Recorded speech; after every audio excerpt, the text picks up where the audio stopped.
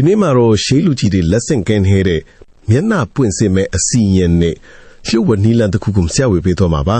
ဒါကိုလှုပ်ချစ်ပြီးရင်တင့်ရဲ့ crush ကတင့်ကိုအရင်လာစကားပြောဖို့ဝင်မလေးတော့ဘူးဆိုတာယုံကြည်လိုက်ပါကဲအစီရင်လေးကိုစလိုက်ရအောင်ပထမဆုံးနီလန်ကတော့မနဲ့ခင်းမျက်နှာတက်တဲ့အခါလောက်ရမယ်နီလန်ပါမျက်နှာတက်တဲ့ရေကိုလက်ထဲမှာယူပြီးဣတိပိတောဂါထာတော်ကိုအာယုံပြုရင်ငါကိုမြင်တဲ့သူတိုင်းချစ်ခင်ကြပါစေငါရဲ့ crush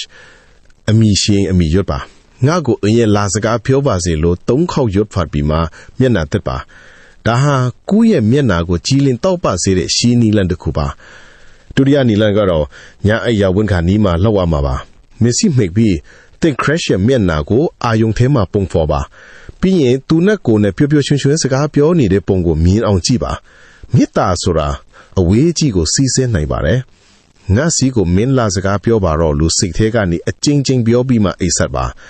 ဒါဟာတစ်ဖက်လူရဲ့စိတ်ထဲမှာတင့်ကိုတတိယလာအောင်လှုံ့ဆော်ပေးတဲ့နီလန်မိတ်ဖြစ်ပါတယ်ဒါတွေပြင်လက်တွေလုံးဝမဲ့ချက်လေးတွေလည်းရှိပါသေးတယ်အပြုံးသူ့ကိုမြင်လိုက်တိုင်းဖောဖောရွရွပြုံးပြပါအပြုံးကအကောင်းဆုံးမျက်နှာပွင့်စီပါကိုယ်ပိုင်စတိုင်ကိုယုံကြည်မှုရှိအောင်ဝတ်စားစေရင်ပါ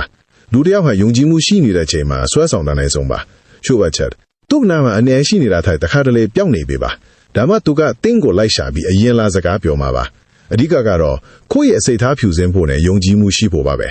ဒီနီလန်းလေးတွေကိုယုံကြည်ကြည်နဲ့လုပ်ကြည့်ပါတင်းခရက်စီက high ဆိုတဲ့စာလေးရောက်လာတဲ့အခါကျွန်တော်ကိုလာပြောဖို့မမေ့နဲ့ဦးနော်ဒီဗီဒီယိုလေးကိုသဘောကျရင် like ပေးပြီး crush ရဲ့နာမည် initial လေးကို comment မှာရေးခဲ့ပါဦး